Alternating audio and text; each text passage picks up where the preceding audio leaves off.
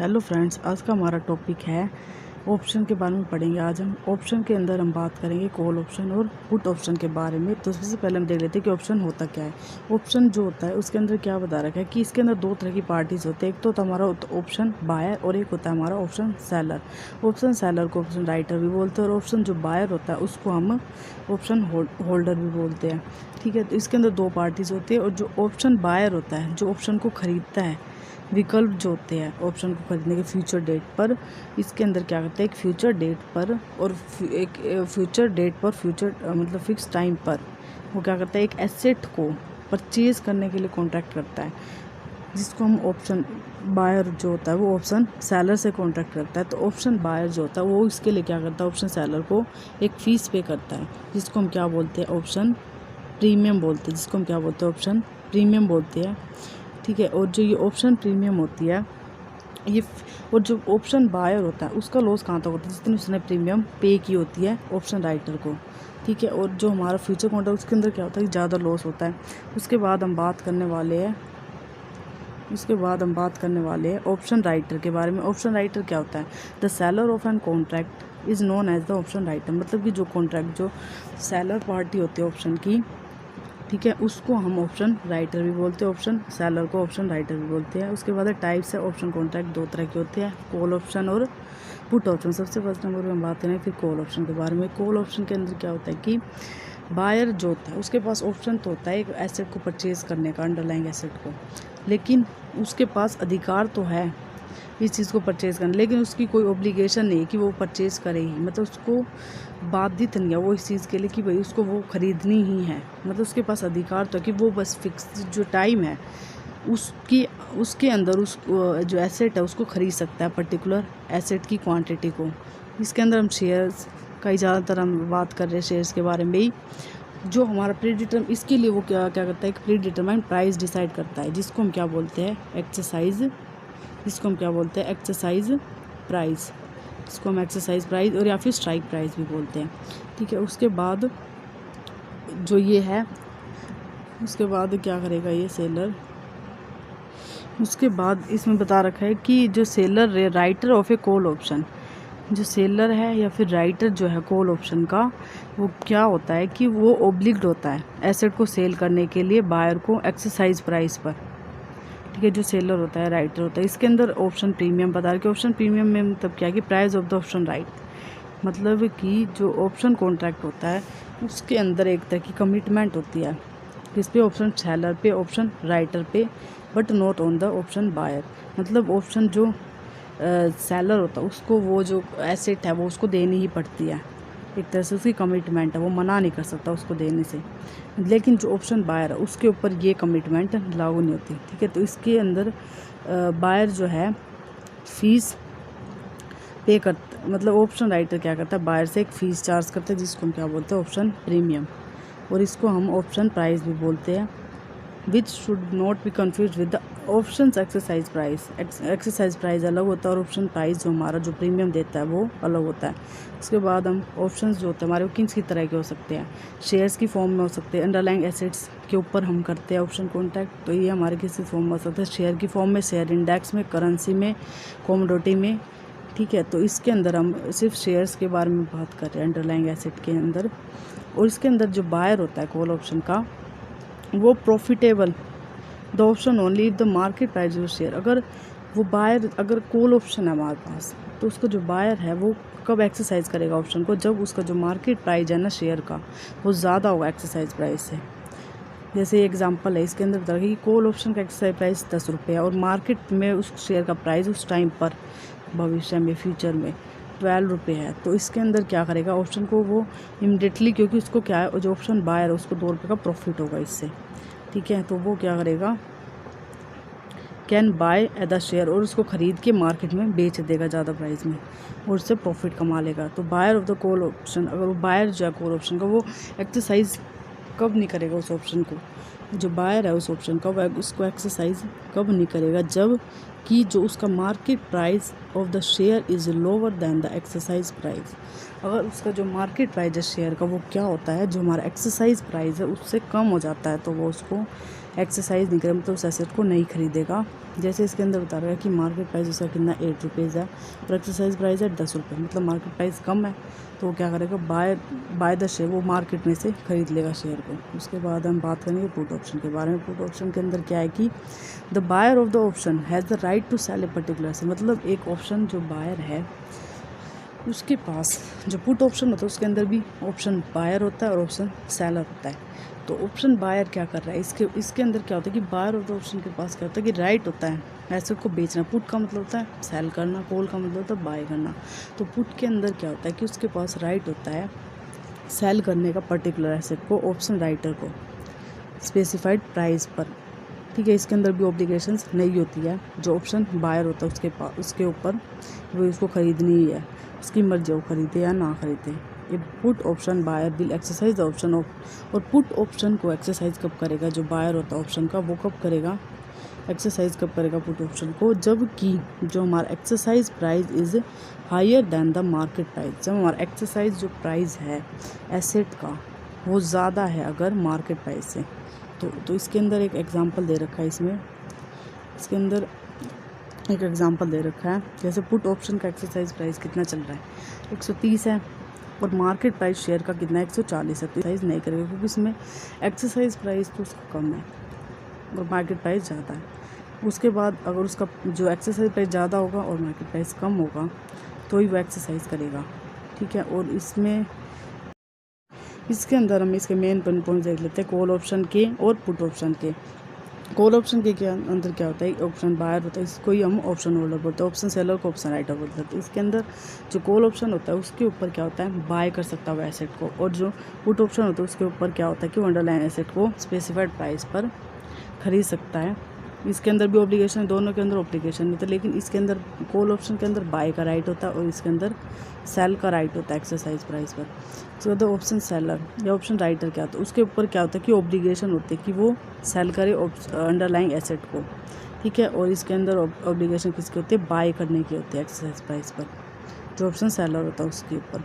तो option right is valuable to the buyer because its limit is, इसके अंदर क्या होता है कि जो ऑप्शन राइट है वो वैल्यूएबल कब है, वो जो बायर है उसके लिए, जब उसका जो पॉसिबल लॉस जो है उसने प्रीमियम जितनी पे की होती है वहाँ तक उसका लॉस होता है सिर्फ, अगर वो उस ऑप्शन को नहीं खरीदता जो ऑप्शन बायर है वो। और उसके बाद जो हमारा पोटेंशियल गेन क्या होता है, जो ऑप्शन बायर होता है उसके लिए अनलिमिटेड होता है। ऑप्शन बायर के लिए क्या होता है कि जो उसका पोटेंशियल गेन क्या होता है, अनलिमिटेड होता है, जबकि जो सेलर होता है या ऑप्शन राइटर जो होता है उसके लिए ये बता रखा है कि पोटेंशियल लॉस क्या होता है, उसका अनलिमिटेड होता है, लॉस उसको ज़्यादा होता है, गेन सिर्फ उसको प्रीमियम तक मिलेगा अगर कोई ऑप्शन नहीं खरीदता है तो।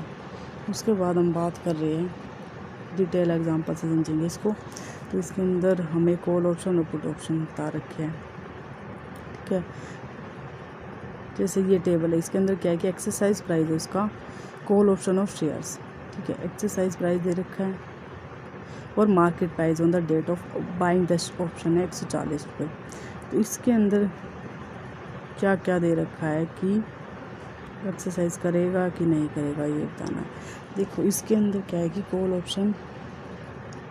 ऑप्शन ऑन शेयर्स कि मतलब एक बायर है वो कब कब शेयर्स को खरीदेगा या नहीं खरीदेगा, तो उसके बारे में देख रहे हैं। तो इसके अंदर हमारे जैसे कि मार्केट प्राइस मान लो जिस दिन एक्सरसाइज डेट थी उस दिन मान लो मार्केट में इसका प्राइस 145 हो जाता है, उसने एक्सरसाइज प्राइस ने डिसाइड किया 150 रुपये, लेकिन उसका मार्केट प्राइस 145 हो गया, तो इसमें क्या करेगा, वो नहीं करेगा एक्सरसाइज, उसको मतलब उस एसेट को नहीं खरीदेगा, क्योंकि इसके अंदर क्या हो रहा है, जो हमारा ऑप्शन प्रीमियम तो उसने 7 रुपये पे किया है, लेकिन उसको नेट गेन या लॉस कितने रुपए का होगा, 7 रुपये का हो जाएगा, क्योंकि वो उस ऑप्शन को नहीं खरीद रहा है और सेलर को 7 रुपये का प्रॉफिट हो जाएगा, ठीक है। उसके बाद अगर 150 रुपये हो गया तो वो क्या करेगा, ये भी एक्सरसाइज क्योंकि वो मार्केट से ही खरीद लेगा जो ऑप्शन बायर होगा वो। उसके बाद बता रखा है कि अगर 153 हो जाता है, 153 हो जा रहा है थर्ड नंबर पे, तो वो क्या करेगा, इसके अंदर भी उसने 7 रुपये प्रीमियम दे, लेकिन उसको लॉस कितना होगा,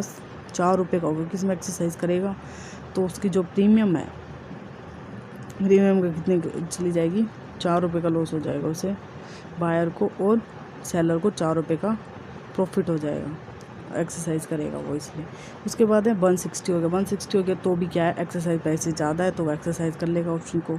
जब भी ज़्यादा होगा एक्सरसाइज, मतलब ये हमारा मार्केट प्राइस जो है एक्सरसाइज प्राइस से, तो क्या करेगा, राइट ऑप्शन को एक्सरसाइज कर लेगा, मतलब उसको ख़रीद लेगा एसेट को। उसके बाद हम बात करते हैं, ठीक है, इसमें ये बता रहा है जहाँ उसको प्रॉफिट होगा बायर को। उसके बाद है put option on share. Put option on share के अंदर क्या है, इसके अंदर एक्सरसाइज प्राइस कितना 130 है, price on the date of buying the option कितना 140 है, और मार्केट प्राइस मान लो 140 हो गया। हमारा एक्सरसाइज प्राइस क्या है, कम है, और मार्केट प्राइस क्या है, ज़्यादा है। तो मार्केट प्राइस अगर कम होगा हमारा एक्सरसाइज प्राइस से, तब वो पुट ऑप्शन को ख़रीदेगा ऑप्शन बायर जो है, ठीक है। तो इसके अंदर भी एक्सरसाइज वो नहीं करेगा, क्योंकि हमारा जो मार्केट प्राइस है वो ज़्यादा है एक्सरसाइज प्राइस से। तो इसको क्या को 7 रुपये का लॉस हो जाएगा ऑप्शन बायर को, इसको 7 रुपये की प्रॉफिट हो जाएगा, क्योंकि वो नहीं खरीद रहा है। उसके बाद जैसे कि हमारा 130 हो गया तो भी नहीं करेगा एक्सरसाइज, क्योंकि बराबर वो बाज़ार से ही खरीद लेगा। उसके बाद है 100 रुपये हो गया, यानी कम हो गया, तो वो एक्सरसाइज कर लेगा। और इससे जो बायर है उसको कितने का प्रॉफिट होगा, 23 रुपये, क्योंकि उसने प्रीमियम दे दिया है, बाकी उसे 23 रुपये प्रॉफिट हो जाएगा। इसी तरह से 30 होगा तब भी वो एक्सरसाइज कर लेगा ऑप्शन को, ठीक है। उसके बाद हम बात करेंगे, उसके बाद है ऑप्शंस मैच्योरिटी और एक्सपायरेशन डेट क्या होती है। एक्सपायरेशन डेट मतलब कि ऑप्शन जो है वो उसकी मैच्योरिटी यानी परिपक्व कब होता है, या फिर उसकी एक्सपायरी डेट कब होती है, ठीक है। ये क्या होती है, एक तरह की स्पेसिफाइड डेट होती है, जहाँ पर ऑप्शन राइट को हम क्या कर सकते हैं, एक्सरसाइज कर सकते हैं। जो ऑप्शन बायर है ना, ऑप्शन बायर जिस डेट को, जो ऑप्शन का उसको राइट है, उस एसेट को ख़रीदने का जो राइट है उसको वो एक्सरसाइज करता है, जिस डेट को वो कर सकता है, उसको हम क्या कहते हैं, एक्सपिरेशन और मैच्योरिटी डेट, ठीक है।